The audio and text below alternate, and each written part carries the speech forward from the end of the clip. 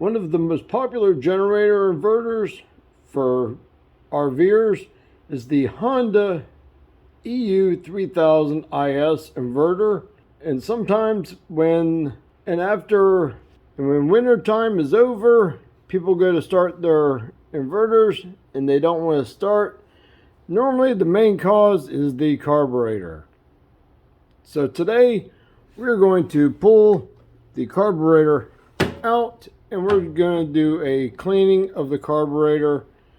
It is very tight in here, but to do this job you're only going to need a flat-headed screwdriver, a Phillips head screwdriver, and a 10mm socket. That's all that's going to be required to do this complete job. So I'm going to go ahead and pull this carburetor out real fast, and then we'll get to the carburetor cleaning part of it. Alrighty, we have the carburetor pulled out. The harness that plugs into here, you can unplug it and leave that in the generator. You do not need to pull the harness from the controls, from the PCB. You do not need to pull that. Okay, you can just unplug it from the top of the motor drive. The important thing on here, the very, very important part is, let's see if I get this in focus for you. There's a little spring right there. Be very careful not to lose that. It will try to pop out when you disassemble these. So, there's only two screws that you're going to want to take off that holds this whole drive motor assembly on. One of them is right here. The other one is down there. You do not want to try to take these two here out. So, what you can do is you can take these screws out, hold down on the whole drive assembly,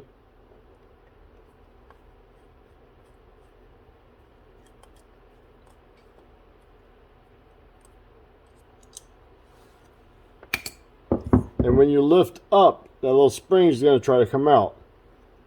So you just need to get your thumb in there and keep it from launching. So there's the drive motor assembly, and there's the little spring. Make sure you have a tray or something that you can put your parts inside of. Your flat-headed screwdriver, there's a bowl drain. Just loosen that up, and if there's any fuel in there, it will drain out. Like so.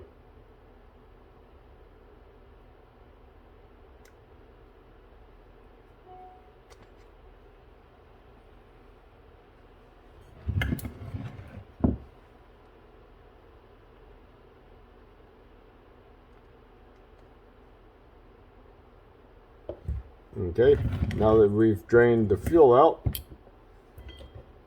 now you can use your 10mm socket, same one that you used to take the carburetor out of the generator or the inverter. Just break your bolt loose.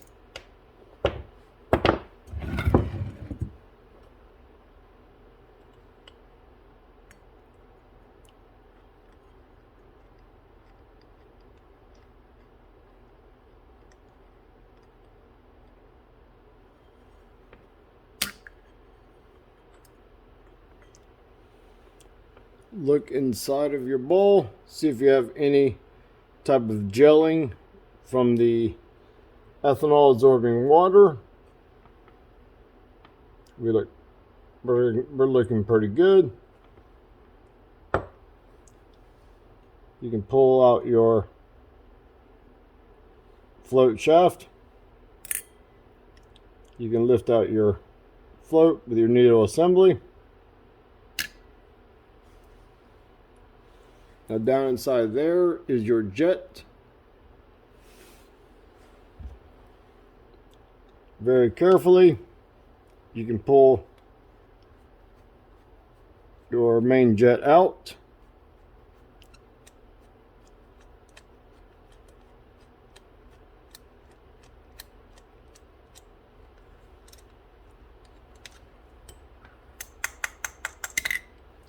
It should just come right out like that.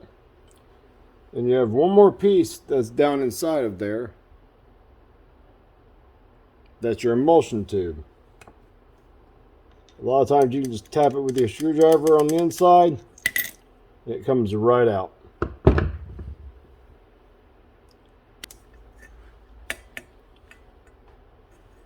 And you're going to need to take this out.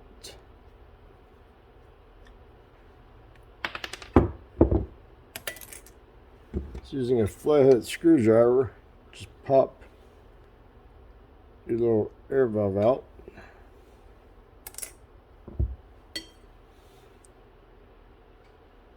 And that's the carburetor disassembled down. Now, using some carb clean, we're going to spray each one of these little holes here.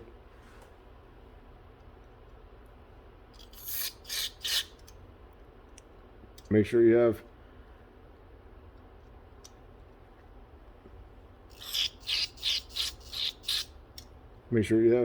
carb clean coming out the opposite side.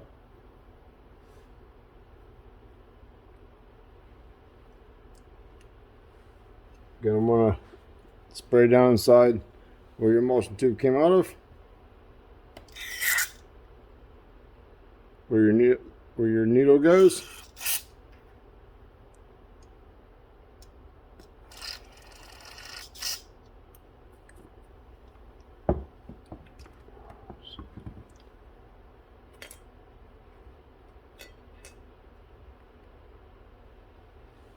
Now on the end of your air jet, there is a little O-ring. You can see it right here. You want to make sure it's not damaged, which this one is damaged, so we're going to need to replace this. That can cause the carburetor not to run correctly. So we're going to need to replace this O-ring. Alright, now that that's been taken care of, what you can do is you can use your carb clean, spray into the end of it, because there's a tiny hole inside of here. If you see fuel come out the side, you're good to go. So we're good to go on this one now. On your emulsion tube, there are tiny little holes on here. You can plug the back hole, use your carb clean, spray right down here. You should see carb clean come out all of the little holes.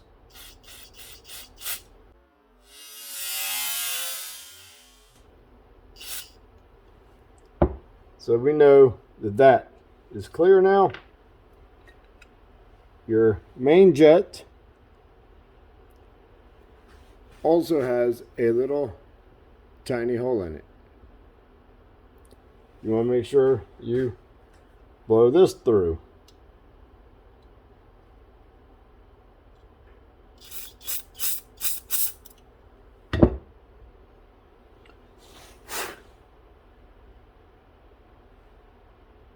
There's actually something in it. If you do find something in your main jet, you want to use something like a needle. You don't want to use something that can enlarge the hole. You want to use something that can just poke through the hole and see if you can break whatever it is loose.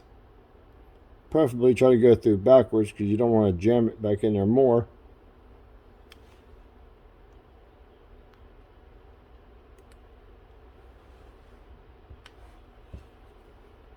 And we'll spray backwards.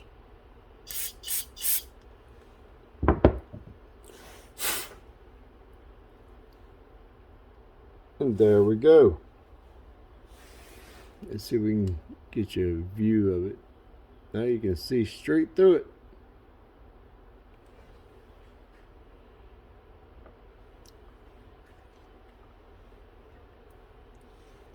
And on your needle, this one has a spring on the needle. That will help keep tension. What you can do on this is spray the needle down a little bit. Use a soft rag. Wipe the end of the needle off. See if there's anything stuck on that, which looks pretty clean. Then, ooh, got away from me. Then inspect the tip of it. Make sure there's no deformities or anything like that. Make sure it's a nice straight tip, which would look pretty good.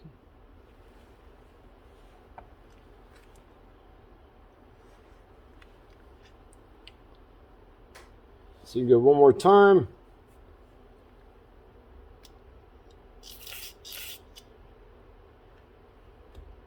Just spray in every one of these little ports, just to make sure that they're all clear. And when you drop this back into here,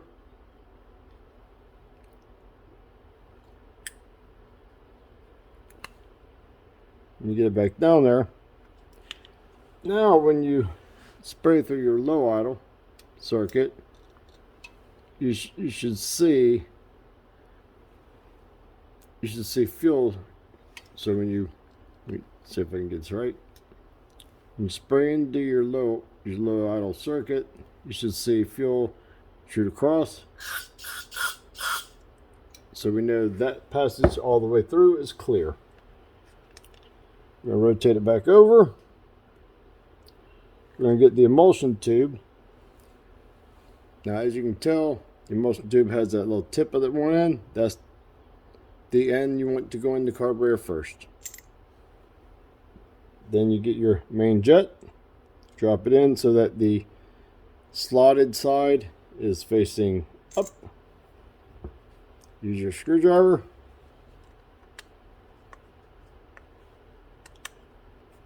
When you install this,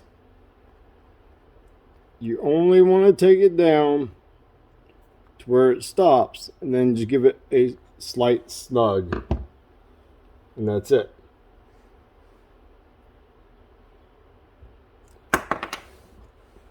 You can get your float, drop your float back over it, get your float shaft pin,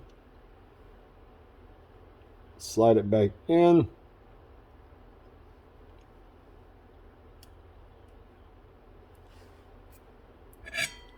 get your bowl.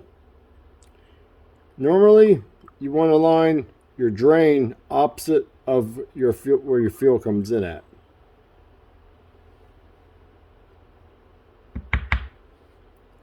Get your bowl nut.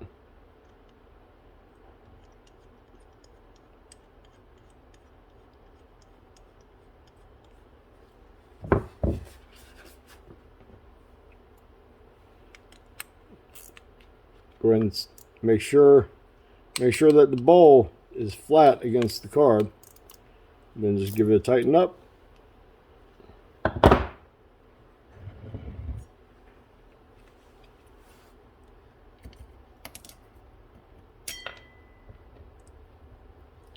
Reinstall your throttle stop.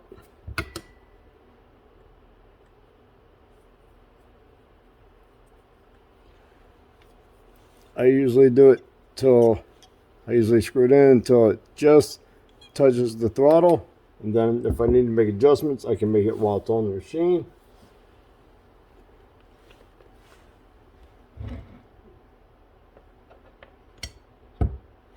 Now comes the fun part. Putting this back on here without losing that little tiny spring. Now I'll show you the trick. What you can do, let me get this glove off so I can use my fingers.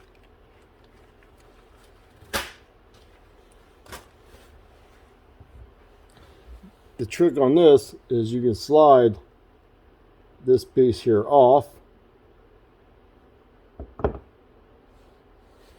grab your spring, slide your spring onto here. When you get it on here, this is where it gets kind of fun at. Compress it into here and hook it in there. Okay, so you're going to want it to look just like that right there.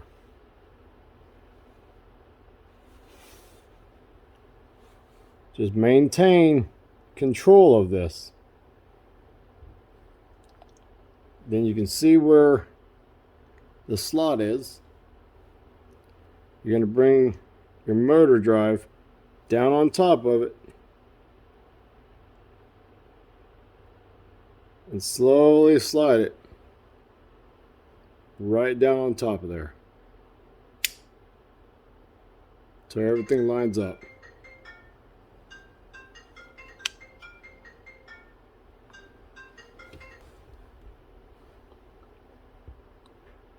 Then you just get your screw, drop your screw back in here, get your Phillips head, and just maintain control of the drive motor until you at least get one of these screws in there, and then you just drop your other screw in there.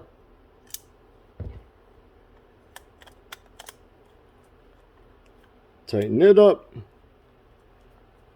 Again, you only take it down till it stops.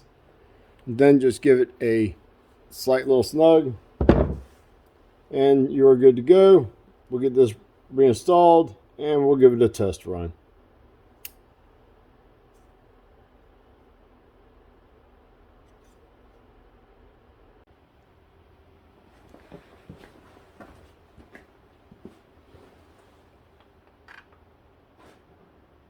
Alrighty, everything's been reinstalled.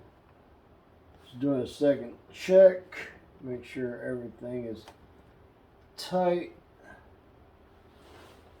And choke's working. So let's turn it on. Pull the choke.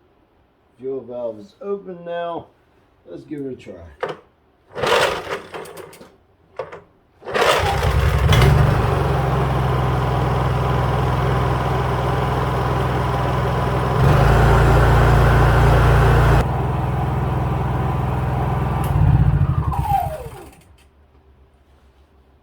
Another easy peasy fix.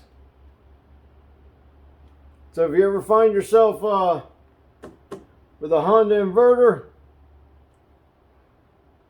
whether it's the 3000 or the 2800 or 2500, I do believe it goes all the way to the 2000. They all work exactly the same as that. So go ahead and just get yourself a couple hand tools, can of carb cleaner, and you're good to go. Just watch out for that little tiny spring. It can become a pain in the butt. So if the video has been helpful, just go ahead and throw a thumbs up down there. If you have any comments or questions, pop them up in the comments section down below. I'm always happy to answer any questions. So until next one, y'all stay safe out there.